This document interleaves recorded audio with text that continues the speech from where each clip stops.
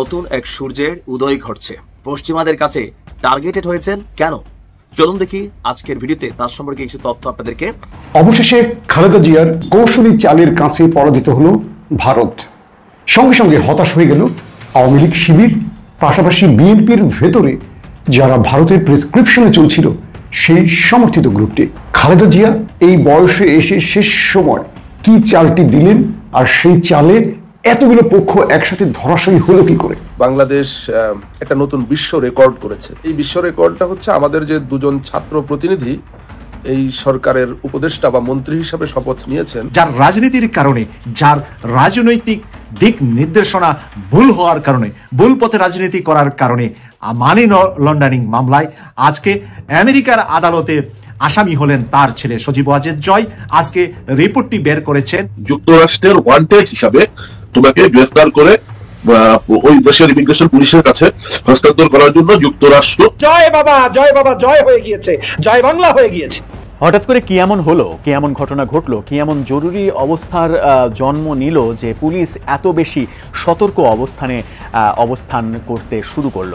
কেন জারি করতে হলো এবং সেটা 9 তারিখ থেকে, গতকালকে থেকে কার্যকর হয়েছে।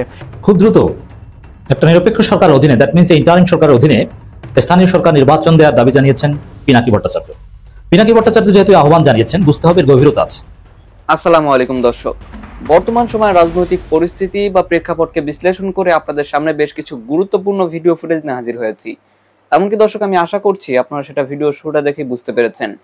তাই বলবো, যারা ভিডিওটি অন করেছেন তারা অবশ্যই নিউজটি না টেনে সম্পূর্ণ মনোযোগ সহকারে দেখবেন, তাহলে এই মূল বিষয়গুলো বা আসল তথ্যগুলো জানতে বা বুঝতে পারবেন।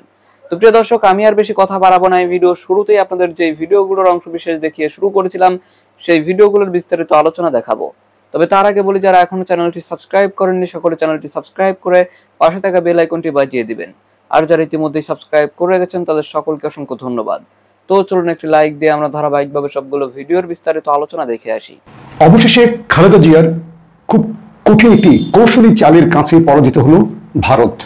সঙ্গে সঙ্গে হতাশ হয়ে গেল আওয়ামী লীগ শিবির, পাশাপাশি বিএনপির ভেতরে যারা ভারতের প্রেসক্রিপশনে চলছিল সেই সমর্থিত গ্রুপটি।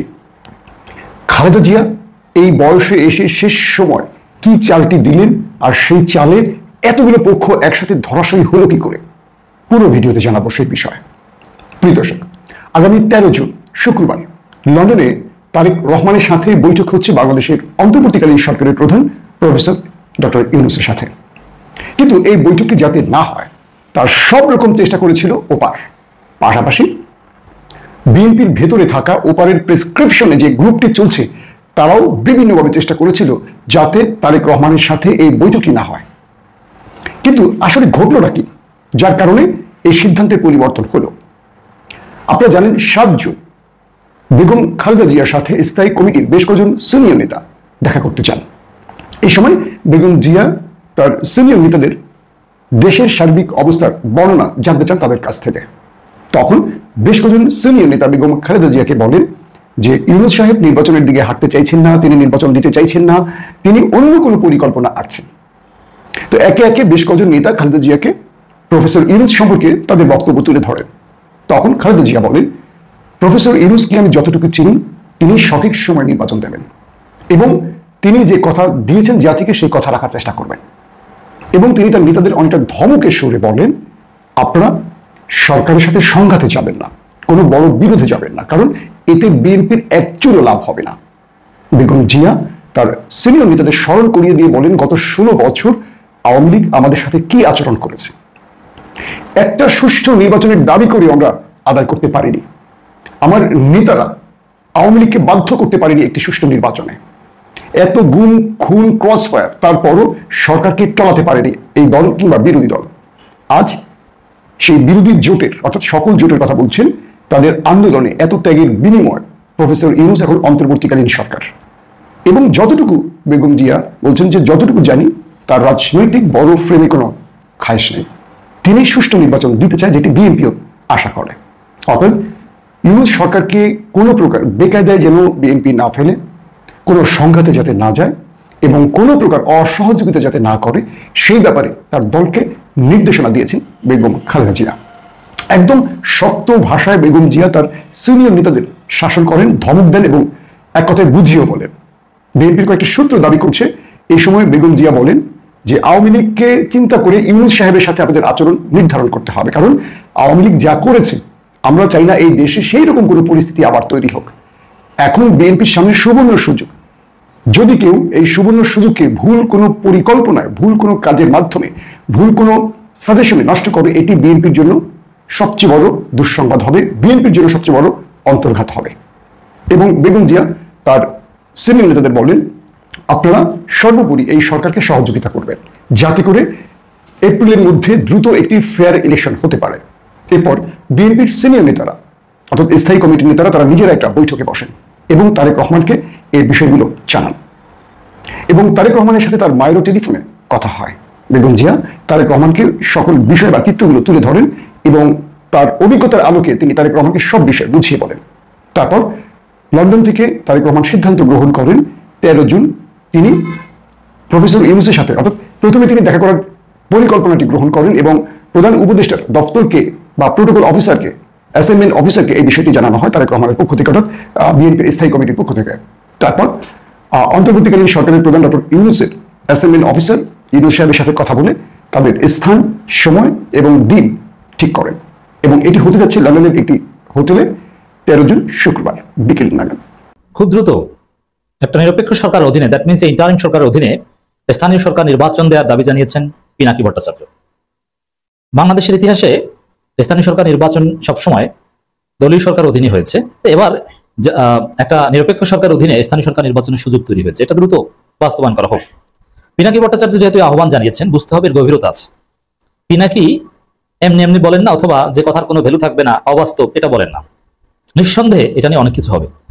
পিনাকি ভট্টাচার্য একটা ফেসবুক পোস্ট দিয়েছেন স্থানীয় সরকার উপদেষ্টা আসিফ মাহমুদের একটা বক্তব্য শেয়ার করে, যেটা আমি মনে করি দেশপ্রেমিক রাজনৈতিক শক্তিগুলোর প্রধান এজেন্ডা হওয়া উচিত। এটা যেহেতু জাতীয় নির্বাচন রোডম্যাপ ঘোষিত হয়েছে, এখন স্থানীয় সরকার নির্বাচন দিতে হবে। বিএনপির যে যুক্তি ছিল, আচ্ছা একটা বিষয় আপনি চিন্তা করেন, স্থানীয় সরকার নির্বাচনটা জরুরি, এটা ধাপে ধাপে করা যায়, এটা ছোট ছোট ক্লাস্টারে ভাগ করে করা যায় এবং মানুষের সেবার সাথে এটা রিলেটেড। কারণ এটা কোন যুক্তিতে ডিলে করবেন? এতদিন যুক্তি ছিল যে তাহলে জাতীয় নির্বাচন লেট হবে, ঠিক আছে, জাতীয় নির্বাচনের সময়সীমা দেওয়া হয়েছে, এখন তার লেট হওয়ার কোনো প্রশ্ন নেই, এখন তার বাধা থাকার কথা না। শুধু মজার বিষয় হচ্ছে, আমি বলে দিচ্ছি যে যাই হোক বিএনপি রাজনীতি শেষ। স্থানীয় সরকার নির্বাচন হলেও বিএনপি কঠিন ধরা খাবে, কি ধরা খাবে, এবং এই ধরা খাওয়াটা বিএনপি প্রাপ্য, এটা হওয়া উচিত। যেমন স্থানীয় সরকার নির্বাচন হলে বিএনপি 2 গ্রুপে মারামারি করে মরবে। এখন যারা রাজনীতি করতে গেলে 2 গ্রুপে মারামারি করে মরে, তারা তো একদম মারা যাওয়া উচিত, তারা রাজনীতি করার অধিকারই নেই। কেন করবে? কম্পিটিশন থাকবে, কিন্তু 2 গ্রুপে মারামারি করে একে অপরকে কেন হত্যা করবে? 103 জনকে হত্যা করেছে সোফার। স্থানীয় সরকার নির্বাচন দিলে বিএনপির চেইন ভেঙে পড়বে। দেখবেন যে একটা ইউনিয়ন পরিষদের চেয়ারম্যান পদে দাঁড়িয়েছে বিএনপির 5 জন, কেউ কাউকে ছাড় দিবে না, তারপরে এই 5 গ্রুপে মারামারি করবে। বিএনপির মধ্যে দালাল ধান্দাবাজ ধরা পড়বে, ব্যাপকভাবে পরাজিত হবে যেখানে ভোট হবে সেখানে, কারণ বিএনপির ক্রেডিবিলিটি নেই। মানুষ এখন নতুন কাউকে চায়, ভালো কাউকে চায়, পুরনো দুর্বৃত্তদের চায় না। এখানে আবার ইসলামপন্থীরা একত্র হচ্ছে। আর স্থানীয় সরকার নির্বাচন এবার আর দলীয় প্রতীকে হবে না, সেখানে ইসলামপন্থীরা, হুজুর, আলেম ওলামাদের একটা বড় প্রভাব থাকবে এবং স্থানীয় সরকার প্রতিনিধি হিসেবে এই ধরনের সব মানুষকে মানুষ চায়। বিএনপি নিজেরা কামড়াকামড়ি করে তাদের শক্তি 5 ভাগে ভাগ হয়ে যাবে, চেইন ভেঙে পড়বে, এর মধ্য দিয়ে বিএনপি রাজনীতি কার্যত ধসে পড়বে।